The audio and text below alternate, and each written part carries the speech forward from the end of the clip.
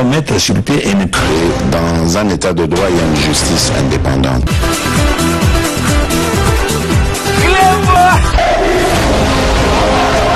Ce n'est pas pour rien qu'il faut des conseils.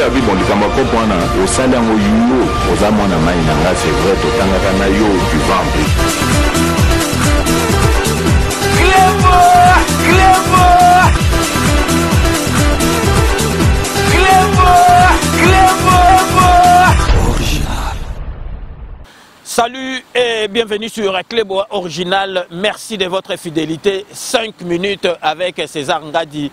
Tout le monde est d'accord et il en restera ainsi pendant très longtemps. 5 minutes à l'élo, Toye Libino, Kakana Sije Moko. Toye Kolak Sabino ke Batu Oyo, Bazalaki pessimiste, Batu O Bazalaki neti, l'élo, Malobana Bango Moko. Et comme il zongi sa bango natan le loto ye kolobela mata tamponio bobi ke mata tamponio aza vraiment fakwa ya kosakanate ba fakwa o IGF ezali ko telemela bobi ke mata tamponio donc a détourné plus de 250 millions de dollars américains na masolo o ya Bukangalonzo donc boyebi ke IGF esala musala nango batindaki masolo kuna nakati ya Sénat na première masolo. Et puis si keneti donc et puis il faut accepter là qui que batike mais Sénat est ko rattraper et on a tout ce qui est toloba qui mais faut que tout bakato mbala moko mais bako kato défaité mais boyebi ke na kati ya masolo ngo matata mponyo azalaki premier ministre mais ministre ya finance ezalaki oyo azali lelo président ya Sénat et puis ba misusu pe bazana na kati ya Sénat bazalaki na kati ya gouvernement ya matata mponyo. Donc matata mponyo soka banda ko bimsali konda do yebara ke gouverneur à banque fayeba donc ministre pe ya finance fayeba sikoyo bomona ki matata mponyo abanda ko critiquer justice oyo président Félix Antoine Tshisekedi ati parce que justice comme ko sala musala na yango na mboka na biso neti oyo nane sala mate tangu ba rattraper il faut akende parce que boyebi ke na kati mboka na biso constitution ezali ke soki donc Moutuloko, la président de la République à Salimbeba, premier ministre à Salimbeba, ils ont les cours constitutionnels Moutuloko Sambi Sabango.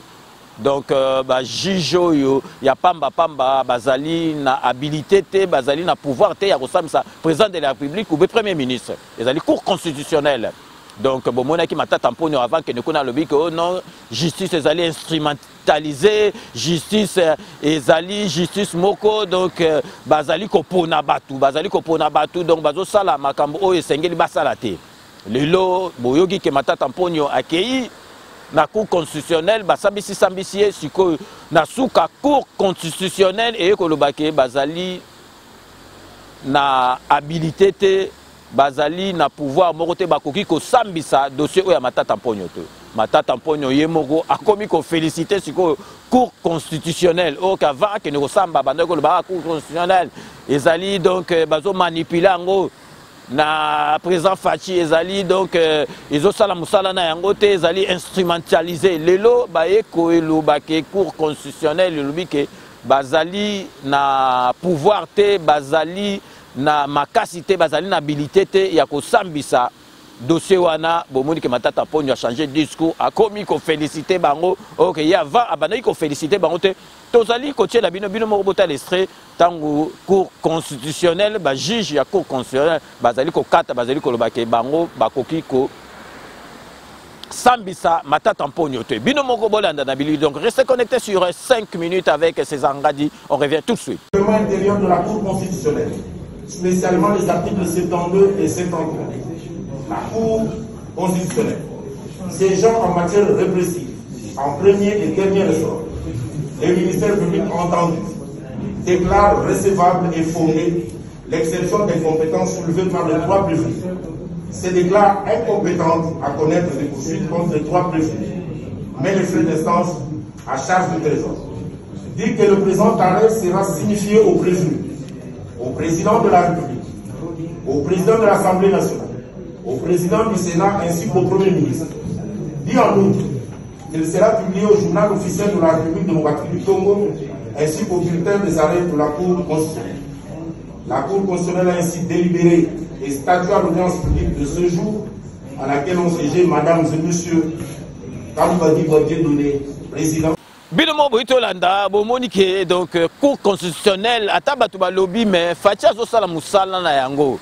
Oui, Sengel Basala. Donc justice, ezali, donc à part côté Moussous n'a pouvoir. Justice, ezota la masolo, il y a pouvoir te. Justice, ezali instrumentalisé tendengi donc Batu Moussou Basali Kolba. Lelo Bomonike, donc Cour constitutionnelle et lobby Makambo et Sengel et Loba. Matata Pono Moutou a critiqué Kiango, a changé de discours.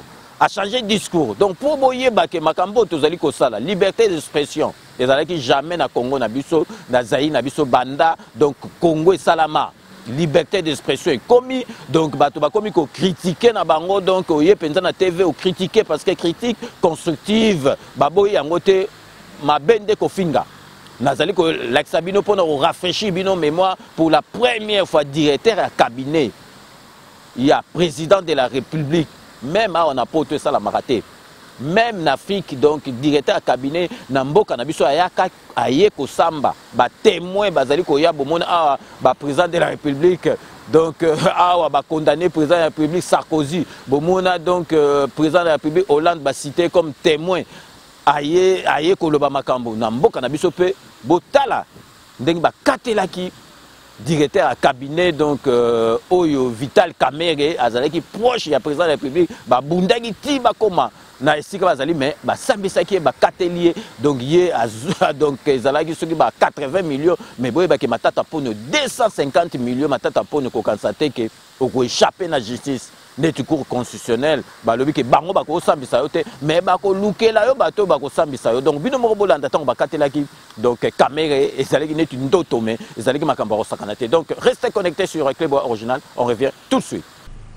299/79 du 20 août 1979 portant règlement intérieur des cours, tribunaux et parquets en son article 150, le ministère public entendu reçoit les déclinatoires de compétences soulevées par le prévenu Sami Jamal, mais le dit non fondé. En conséquence, le rejette et se déclare compétent. Reçoit mais dit non fondé la fin de non-recevoir tirée de l'obscurité du libellé soulevé par le même prévenu. En conséquence, la rejette. Dit irrécevable l'exception d'inconstitutionnalité soulevée par les prévenus Sami Jamal et Kamere Lokaningini Vital. En conséquence, dit qu'il n'y a pas lieu à surséance. Dit établi en fait et en droit l'infraction de détournement des deniers publics portant sur le montant de 48 831 148 000 $ américains à charge des prévenus Sami Jamal et Kamere Lokaningini Vital. En conséquence, les condamne chacun à 20 ans de travaux forcés et prononce en outre l'interdiction pour 10 ans après l'exécution de la peine du droit de vote et du droit d'éligibilité en ce qui concerne les prévenus Kamere Lokaningini Vital. L'interdiction d'accès aux fonctions publiques et para-étatiques, quel qu'en soit l'échelon à charge du même prévenu. La privation du droit à la condamnation ou à la libération conditionnelle et à la réhabilitation à charge de tous les deux prévenus. L'expulsion exclue définitive du territoire de la République après l'exécution de la peine à charge du prévenu Sami Jamal. Dit établi en fait et en droit l'infraction de détournement des deniers publics portant sur le montant de 2 137 500 $ américains à charge des prévenus Sami Jamal et Kamere Lokaningini Vital. En conséquence, les condamne chacun à 10 ans de travaux forcés et prononce en outre l'interdiction pour 5 ans après l'exécution de la peine du droit de vote et du droit d'éligibilité en ce qui concerne les prévenus Kamere Lokaningini Vital, l'interdiction d'accès aux fonctions publiques et para-étatiques, quel qu'en soit l'échelon à charge du même prévenu, la privation du droit à la condamnation ou à la libération conditionnelle et à la réhabilitation à charge de tous les deux prévenus, l'expulsion définitive du territoire national après l'exécution de la peine contre le prévenu Sami Jamal. Dit établi en fait comme en droit à charge des prévenus Kamere Lokaningini Vital et Moui Mandole Janon l'infraction de détournement des deniers publics portant sur la somme de 1 154 800 $ américains. En conséquence, les condamne chacun à 2 ans de travaux forcés et prononce en outre contre tous deux l'interdiction pour 5 ans après l'exécution de la peine du droit de vote et du droit d'éligibilité, l'interdiction d'accès aux fonctions publiques et para-étatiques, quel qu'en soit l'échelon, la privation du droit à la condamnation à la libération conditionnelle et à la réhabilitation.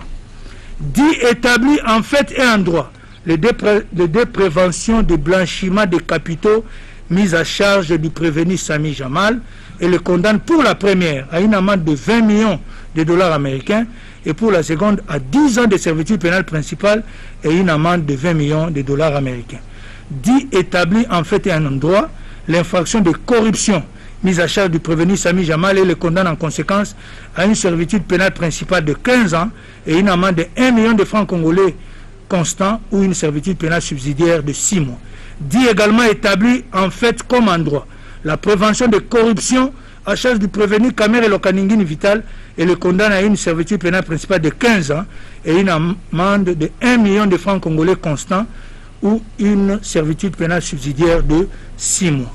Dit que les deux infractions de blanchiment de capitaux commises par le prévenu Sami Jamal le sont en concours idéal. Par conséquent, prononce l'unique peine la plus forte, soit 10 ans de servitude pénale principale et une amende de 20 millions de dollars américains. Dit en revanche que les autres infractions commises par les prévenus Sami Jamal et Kamere Lokaningini Vital le sont en concours matériel, partant, cumule les peines et prononce à leur encontre la peine de 20 ans de travaux forcés chacun, ainsi que les peines accessoires ci-après. L'interdiction pour 10 ans après l'exécution de la peine du droit de vote et du droit d'éligibilité en ce qui concerne le prévenu Kamere Lokaningini Vital, l'interdiction d'accès aux fonctions publiques et para-étatiques, quel qu'en soit l'échelon à charge du même prévenu, la privation du droit à la condamnation ou à la libération conditionnelle et à la réhabilitation à charge de tous les deux, l'expulsion définitive du territoire de la République après l'exécution de la peine à charge du prévenu Sami Jamal. Ordonne la confiscation des fonds contenus dans les comptes dénommés Amida Chatir, Soraya Mpiana et Shangalume Kingi Daniel alias Massaro, ainsi que des propriétés immobilières acquises avec les fonds détournés et qui sont couvertes par les titres ci-après établis au nom des personnes suivantes. Le contrat de location numéro 13-48/2019 AD 44 commune d'Engaliema au nom de Shangalume Daniel. Le certificat d'enregistrement AKN 11 folio 46 AD 193 commune de Kasavubu au nom de Mpiana Daïda. Le certificat d'enregistrement AGL 547 folio 171 AD 5082 commune de la Gombe au nom de Shangalume Daniel. Le certificat d'enregistrement A/ML 01 folio 179 AD commune de Maluku au nom de Mayutu Namouissi Dieudonné. Le certificat d'enregistrement NN 45 folio 33 AD 71860 commune de Lancélé au nom de Amida Chatur Kamere. Le certificat d'enregistrement AGL 547 folio 56 AD 5807 commune de Lingwala au nom de Shangalume Kingi Daniel.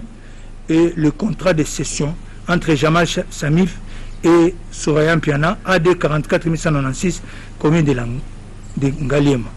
Ordonne l'arrestation immédiate du prévenu Mouimandole Jano.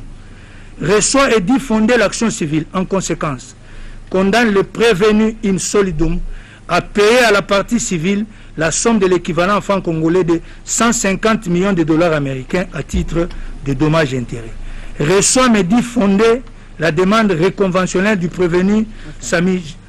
Reçoit mais dit non fondée la demande réconventionnelle du prévenu Sami Jamal. Condamne chacun des prévenus à payer un tiers des frais d'instance payables dans les délais légaux. À défaut, ils subiront une contrainte par corps de 30 jours.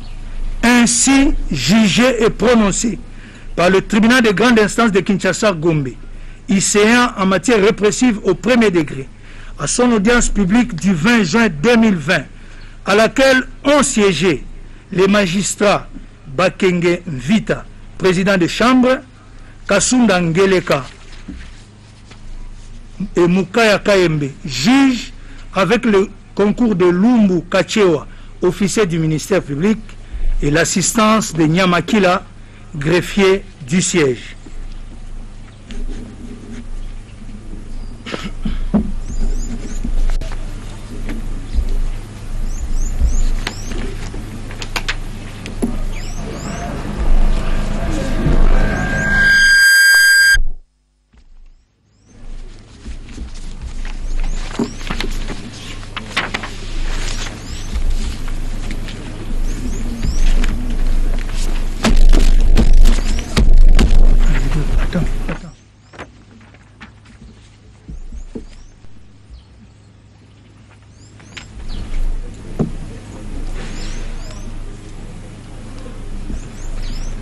bien. L'extrait des rôles étant épuisé, l'audience de séjour est levée. Bilomo Bomoni, donc une première na Congo na biso, donc directeur à cabinet, attends na pays surtout directeur à cabinet azalaka mutu ya président de la République, donc ce directeur à cabinet ba osambi sae yeba ke président de la République ayebi masolo, mais bomoni ki ke caméra sambi donc président de la République ba misusu donc ba mauvaise langue bazilaki batanga komba président de la République, mais et salemate yango na bomoni ke président de la République na biso azali cité parmi ba 100 présidents démocrates ya monde entier. C'est la raison pour laquelle en décembre azali invité d'honneur. Il y a Biden, États-Unis d'Amérique, bon, on a tapis rouge au Salama, donc président Nabiso Azali félicité na makambo nyo surtout Azali ko sala pour la démocratie, pour la sérieux, il y a Masolo ya Mbongo, il y a bomoni ba FMI wana ba komi na confiance na mboka Nabiso o kalezala kite soko tangi FMI o tangi lié Congo na l'ère Kanambe, donc ba mikonja FMI ba koko soyo na litoyi parce que donc tozali ki ba client moko douté, ba client moko insolvable, mais siko Congo Nabiso et zongi esika oyo ezalaki kokende bozali komona totie la bino extrêmement robota la bino moko ndeko na biso Israël mutombo akendaki na est kuna penza ba guerre ezali penza kuna ayaye moko ko s'enquérir na makambo ezakendeki président de la République azalaki akendaki sur place po ayeba boyo kabino moko oyo Israël mutombo a lobby vraiment na sur place pour batum susu bazali ko comprendre état keneki sur place a moni o ezali boyo ka oyo moko lobaki ovani na bandalunga na Selemba ozo commenter parce que un politicien alinga utiliser yo mais yo moko ana no commenter ozaka na français mais a okomana note mais biso to lobby TV za radio te parce que nous sommes vos yeux, nous sommes vos oreilles ba image ezalemba te tozana bumbu te na Selemba ou te na Riginite tozana Bogoro awa outi bunya oza okende Kasenyi place tozali awa zone rouge lelo ekomi opérationnel batu bango baza kotambola ba moto eza kotambola boyoki témoignage na bango. Ce qu'il faudra retenir ici ba effort et salami ebele les FARDC azo sala ba effort mais za na ba moyen de bord bozo ka posa ya population bo baxela FARDC makoki elingi koloba na biloko misato ya liboso esengeli kopesa bango logistique ezana makambo ebele basoda ba ebi eloko nina koloba logistique y compris munitions kotala mituka makambo ebele yango babengaka logistique esengeli kopesa bango bazango ba moyen conséquent ya mibale esengeli pe ko doter bango na effectif pamba te ebele to ko critiquer FARDC mais FARDC toza pe combien pona ni bilenge bazo kanate kokota pe na kati ya mapinga baba na pe ko sala mboka na bango to on a besoin effectif to goza na 2 millions militaires et kozala bien nous sommes un grand pays à 90 millions d'habitants so to komi ata 5 millions basoda et kozala malamu effectif et koya ko renforcer stratégie ezali na ba bravo bazali boso po makambo kenda eza normal mais po ba jeune ba kota na kati ya armée esengeli motivation eza so botieli futa malamu te bato bakoya te pona ni soda kozwa $500 te pour nani c'est doit à 500. Pourquoi député faut comme on a 10 000? Bino ba politiciens vous devez faire très attention avec vos langages. Ya ko dénigrer ka basoda. Ovandi na kisasa ozolia, ozana makango. Okoti musala okaina ne 2 ans depuis okomi politicien. Et si osomi mituka, et si otongi bandako, yo moko komi na fois 5 millions ba 10 millions. Soda beti 30 ans. Nanu asimba ata $1000 boté ba 500 atongi. Mais ozo critiquer muta zo batelo biloko na. Botika lo lendo bino ba politicien. Basoda baba ninga la bino te soda le kiyo na sérieux. Soda ye moko bopesi 2 millions na kanya makasese 2 millions tala masango bato azoli mais bopesa politicien ba 400 millions babota nini ba université bota biloko bele matata azokufa lelo akoko pola na kasho lokola je pola ba 400 millions.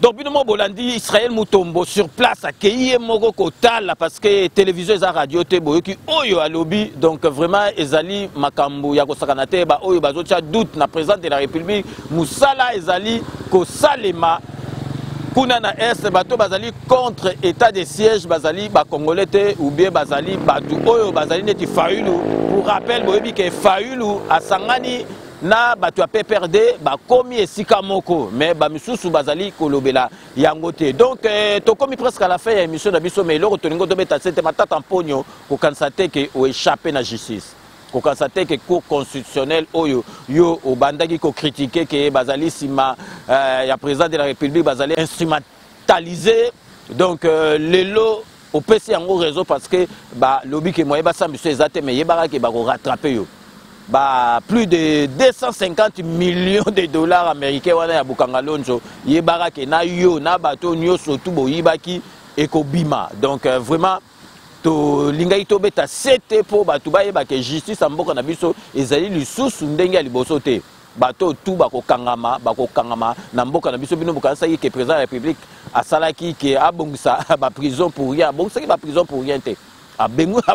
Pour rien, il fallait bon ma ayebaki ke donc ba fa quoi ba grand fa quoi bako kangama na prison il faut bazala na ba condition malamu parce que balobate ke soki ndenge nini mais to comme mona ga ke soki motaza bonne santé donc justice e kwei na ye akomi mutu ya maladie mais boyebake tozali koyebisa matata mponyo ako échapper justice te.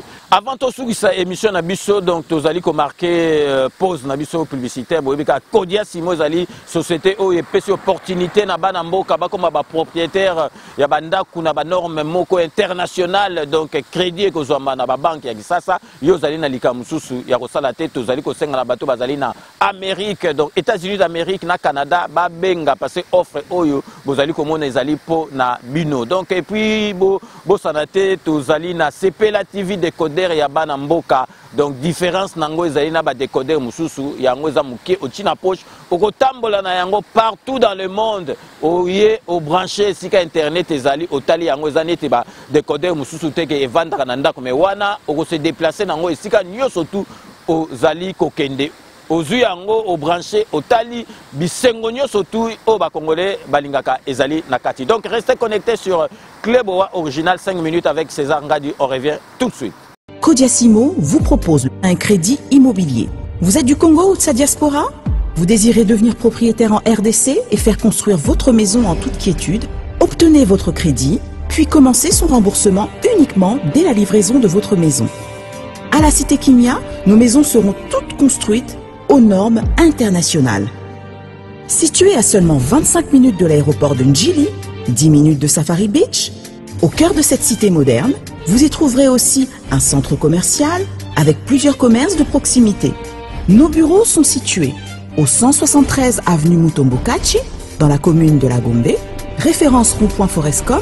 Venez dès à présent réserver votre lot dans ce nouveau havre de paix à Maluku, ce nouvel Eldorado au Congo. Kodia Simo, la meilleure adresse pour construire la vôtre. Sepela TV et yena makambu ya sika lisusu. O ba chaîne ya France eza na kati. Ba chaîne ya Congo eza na kati. Ba chaîne ya Londres eza na kati. O ngomona makambu ya politique ya sika. O parti AA eza na kati. O parti BB. O CFAIO eza na kati. Ya Sepela TV. Bouquet comme ya muke boye. O tina poche voyager nango keno partout lingi. Na bouquet na ya Sepela TV. Sepela TV. Mais ma biso n'engozo mais ma biso wana 4K machine ma daka Sepela TV. Bienvenue dans le monde de Sepela TV. Sepela TV est le décodeur qui vous permet de suivre les chaînes du Congo en direct de la diaspora.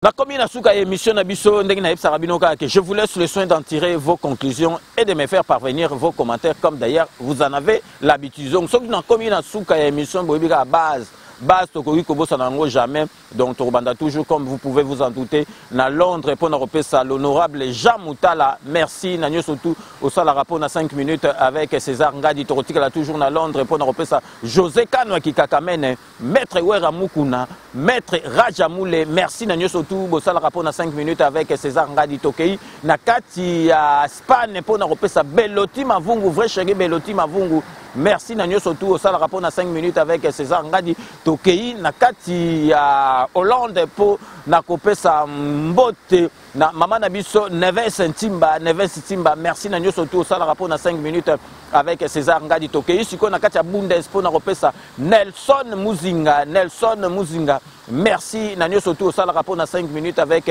César Ngadi Tokei siko yo na kati ya Paris po na kopesa mon voisin Chai Mukenge Chai Wabalengela azali pe administrateur na kati ya groupe na biso ya WhatsApp donc Chai Mukenge Chai Wabalengela merci mon voisin na nyoso to sala rapport na 5 minutes avec César Ngadi soki totangi ba administrateur Torobo Salate Baby Kisinga merci na nyoso to sala rapport na 5 minutes avec César Ngadi toye awa na kati ya Paris pour na repesa Papi Ilolo na montré et Papi Ilolo merci na nyoso to au sala rapport na 5 minutes avec César Ngadi Torobo Sanate ba grand réalisateur Luxon Kangi Serge Kassanda merci na nyoso to sala rapport na 5 minutes avec César Ngadi Tokotika la toujours na kati ya Paris pour na repesa Fali Lukisa, merci Nanyo surtout au sala rapport na 5 minutes avec César Ngadi Tokopesa Mbote na Mathéus Lusomba, merci Nanyo surtout au sala rapport na 5 minutes avec César Ngadi Tokosugisa na le grand producteur Willy Sionga, les seuls qui nous restent. Willy Sionga, merci Nanyo surtout au sala rapport na 5 minutes avec César Ngadi. Donc c'est ainsi que s'achève ces 5 minutes avec César Ngadi. Merci de l'avoir suivi. Cette émission a été réalisée par Willy Kunda. Nous allons nous retrouver avec grand plaisir dans 24 heures pour un nouveau numéro. D'ici là, portez-vous bien et à très bientôt. N'oubliez pas, tout le monde est d'accord et il en restera ainsi pendant très très longtemps. Bobo Salate, Kanambe, Arozwa, Masolo, Nambunchu, Penadikos.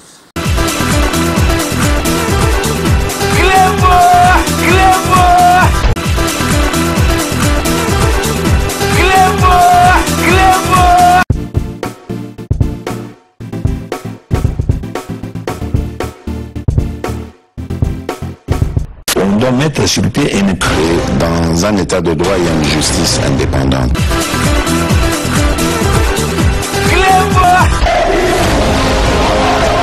Ce n'est pas pour rien qu'il faut des conseils. Au salaire, c'est vrai, tu vas